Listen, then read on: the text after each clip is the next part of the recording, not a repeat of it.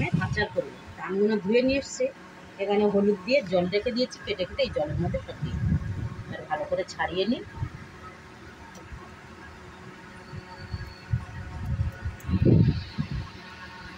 আমটা খুব ভালো আছে, তাজা আছে। আটি হয়ে যাচ্ছে।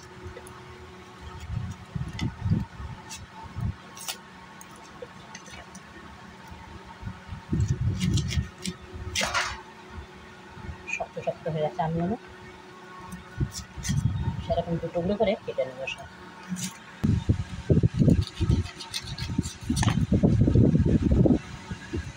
এখানে আমার গুড়টা গোলানো হয়ে গেছে, আখের গুড়। এবার আমি এক সাইডে রেখে দিলাম। এবার আমি একটা কড়া বসিয়ে ভাজা মশলাটা করে নেব। কড়াটা বসিয়ে দিয়েছি, এবার এর মধ্যে এক এক করে আমি গোটা মশলাগুলো দিয়ে দিচ্ছি। এক এক করে আমি এবার মশলাগুলো দিয়ে দিচ্ছি কড়ার মধ্যে। দিয়ে দিলাম 3টে শুকনো লঙ্কা আর ধনে 2 চামচ করে, 2 চামচ মৌরি আমি দিয়ে দিচ্ছি, 1 চামচ জিরে, কালো সর্ষে 1.5 চামচ। এবার এটা ভালো করে শুকনো খোলায় ভেজে নেব। এটা ভাজা সেন্ট আসলে তারপরে লাবিনেও শিলের মধ্যে গুঁড়ো করে নেব। আস্তে আস্তে ভাজা হবে এটা। এখানে মশলাটা আমার ভাজা হয়ে গেছে, এবার আমি শিলের মধ্যে এটা ঢেলে নিচ্ছি। নিয়ে কড়াটা বসিয়ে দেবো, দিয়ে অল্প একটু সর্ষের তেল দেবো। এখানে আমার তেলটা গরম হয়ে গেছে, একটু 5 ফোঁটন দিয়ে দিলাম তেলের মধ্যে। আমগুলো আমি ধুয়ে শুকিয়ে নিয়েছি, এবার এই কেটে রেখেছি আমগুলো দিয়ে দেবো। মশলাটা একটু ভাজা হয়ে গেলেই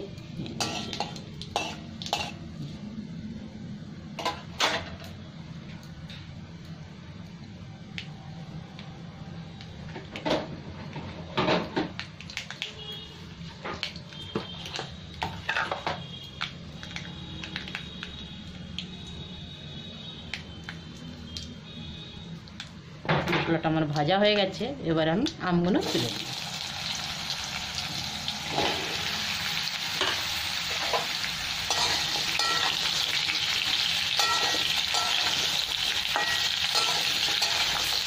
আমটা 1-2 মিনিট ভেজে নেবো আমি, তারপরে আমি দুধটা ঢেলে দেবো। এদিকে আমার মশলাটা ঠান্ডা হয়ে গেলে মশলাটাও পিষে নেবো।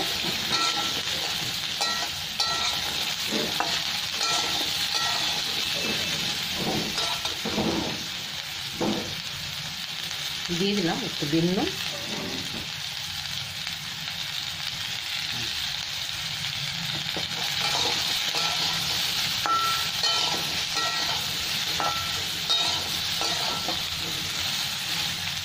আর 2 মিনিট এখন ভাজা হবে। এখানে আমটা খুব ভালো ভাজা হয়ে গেছে, এবার আমি গুড়টা গলিয়ে রেখেছিলাম আখের গুড়, এটা ছেঁকে দিয়ে দিলাম।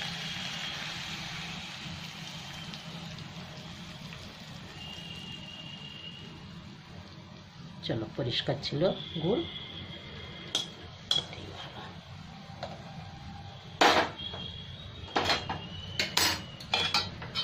এবার এটা আস্তে আস্তে ফুটতে থাকবে। গুড়ের মধ্যেই আমগুলো সব সেদ্ধ হয়ে যাবে।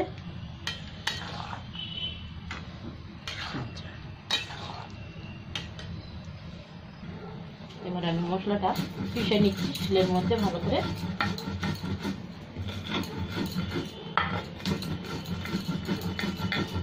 এদিকে আমার আমটাও হচ্ছে সেদ্ধ। এখানে আমার গুড়টা তো পুরো শুকিয়ে যাচ্ছে আর আমগুলো ভালো সেদ্ধ হয়েছে। এবার আমি ভাজা মশলাটা দিয়ে দিচ্ছি ছড়িয়ে। সুন্দর একটা সেন্ট আসছে।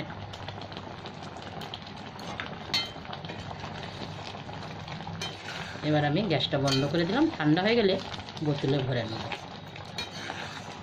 রোজ দুপুরে খাবার পরে বা বাকি ভাতের সাথে খুব ভালো লাগে খেতে। টক মিষ্টি একদম। খুব কম তেলের মধ্যে আচারটা হয়েও গেছে। গ্যাসটা বন্ধ করলাম, একটু মশলাটা দিয়ে দিলাম।